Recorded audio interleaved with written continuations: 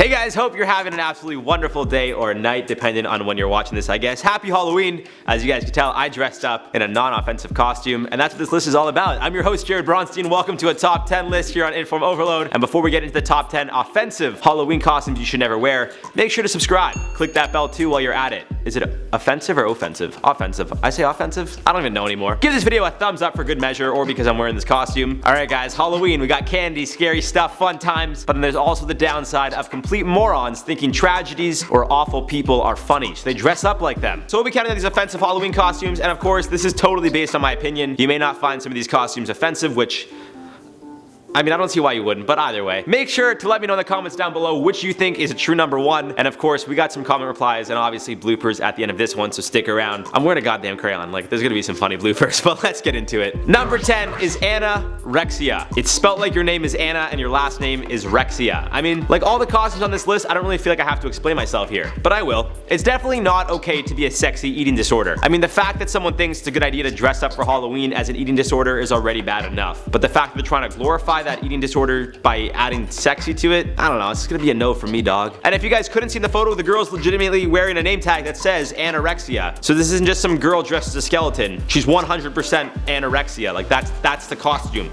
It's just a bad look. And at number 9, speaking about adding sexy to something that's already offensive, we got the sexy Native American. Feathers in hair, tomahawk in hand, she's got it all. Now this is wrong for so many reasons. You're literally dressing up as another culture to parody it, so that's cultural appropriation, and then trying to make it sexy. What's sexy about being another culture? Like, wouldn't it be weird if someone dressed up as a sexy white person? This isn't any different at all. In fact, this is actually much worse. And the worst part about this is, if it isn't already bad enough, just like anorexia at number 10, these are legitimate costumes sold by legitimate companies. We got other costumes on here that are homemade, but the fact that companies actually greenlit this idea and are profiting off of it, it's just too much, guys. I really can't. Like, I don't get it. Number 8, we got really anything that's transphobic. Caitlyn Jenner would probably be a good example to use a few years back, but really any type of costume mocking a trans person. As we know, the trans community is always fighting for their equal rights, and unfortunately, it seems there's a new story daily about people being transphobic all over the world, which I genuinely don't understand. I mean, I'm all for people doing whatever they want, as long as they don't hurt others. Unfortunately, other people have issues with how complete strangers live their lives. I'll never understand that, but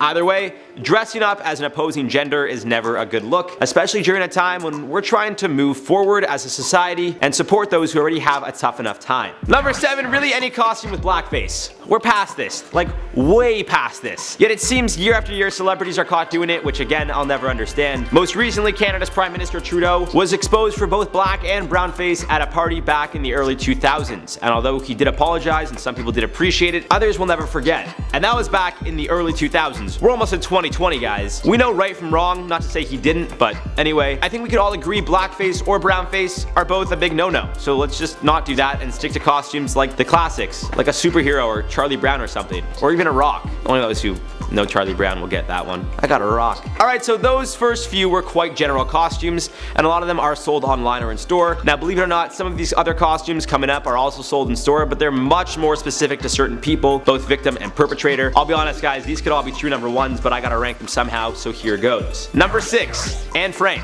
But a company legitimately made an Anne Frank costume way back when. I just want to know who sat at the table and pitched this one, and then who actually agreed it'd be a good idea. For those of you who don't know who Anne Frank is, she was one of the many victims that perished in the Holocaust. Her diary was found and it became a classic piece of war literature. It was a documentation of how her and her family hid from the Nazi occupation until ultimately she was found and taken to a concentration camp. Now, as sad of a story and as serious of a topic this is, for some reason a company still decided to make a Halloween costume about her. I don't know, I'm at a loss for words if I'm being honest, and we're at number 6, guys. We got 5 more to do. Number 5, we got a Klux Klan member. Unfortunately, the KKK is still a thing. Although they aren't as prevalent as they were decades ago, they still have rallies and marches, mostly in the southern states. It's unfortunate, but it's true. Now, dressing up as part of one of the largest hate groups probably won't fare well for you. I mean, aside from the fact that everyone is going to call you an asshole, I think it's safe to say people won't take too kindly to that costume. In at number 4, a victim from the Boston Marathon.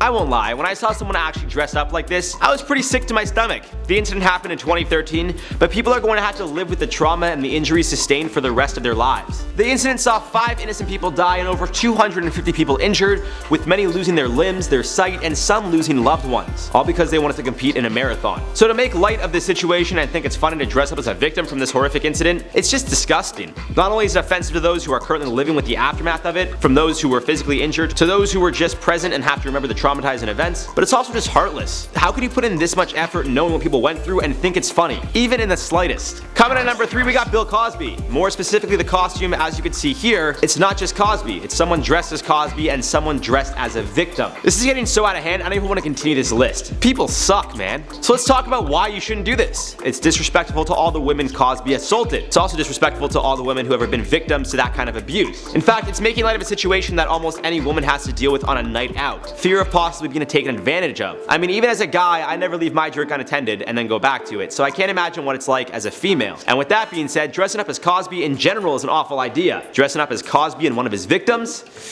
Oh man. Commented at number 2, Adolf Hitler. I mean, I don't know, I think it goes without saying that dressing up as any dictator is a bad idea, but considering how Hitler was responsible for the death of around 11 million people, most notably 6 million Jews, but I mean, we can't forget about the gay men, the sick, and pretty much anyone and everyone that didn't agree with Hitler's ideologies. This guy was ruthless. He didn't have a heart. He just wanted things his way, and if you disagreed, well, you died.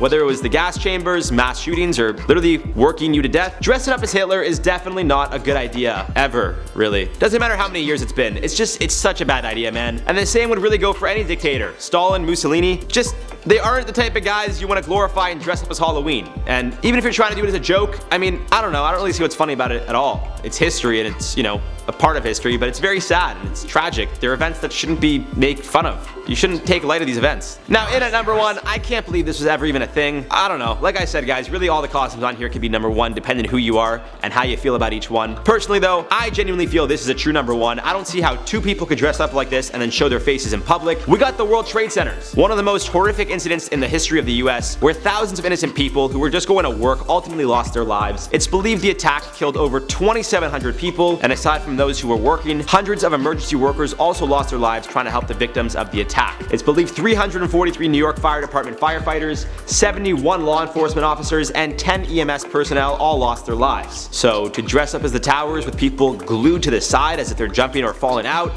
I don't even know what to say. I don't even know if offensive is the right word to use here, guys. I'm at a loss for words. I don't even know what to say here. Now, as you guys can imagine, writing this list was not the easiest for me. I had to research some tragic events and then talk about how people thought it was funny to dress up as these tragic events or people related to these events. So, to lighten the mood, I wore this costume. I hope it did the trick for you guys. But I'm also going to reply to some comments from the video, Top 10 YouTubers Exposed for Living Fake Lives, Part 2. I Will Kill Through Mortals said, I feel really happy being told the news by Discount John Wick. I mean, I don't know if I should take that as a compliment. I think Keanu Reeves is a pretty good looking guy. If I'm like the discounted version, it makes me like somewhat cool and badass, I guess, right? Alien X said, man, I'm 29 and I smoked a doob and I don't watch that crap, I watch this channel. Thanks, bro, we appreciate you. I'm not glorifying doing that, but do what you gotta do. A tree said, you look like a Disney prince and John Wick mixed together. That's, I don't know.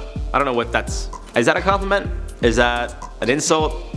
I think I look like a crayon, because that's what I'm dressed as. Anyways, guys, we're gonna wrap this one up. Hope you enjoyed the video. Let me know what costumes you think are the most offensive and which you'd put at number 1. I'll probably just go as a football or a hockey player or a crayon, because I mean, this isn't very offensive, is it, guys? This, man. Yo, this thing's hot as I'm wearing a sweater, not wearing anything underneath. Like, do I go topless?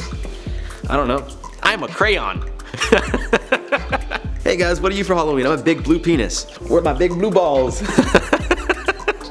Alright guys, that does it for this one. I've been your host, Jared Bronstein. Make sure to give this video a thumbs up. Share it with a friend so they know what to dress not up as. That wasn't proper English. Share it with a friend so they know how they shouldn't dress for Halloween. And we'll see you guys in the next video. Make sure you're subscribed. Click that bell. Jared Bronstein, the crayon, is out officially. Peace.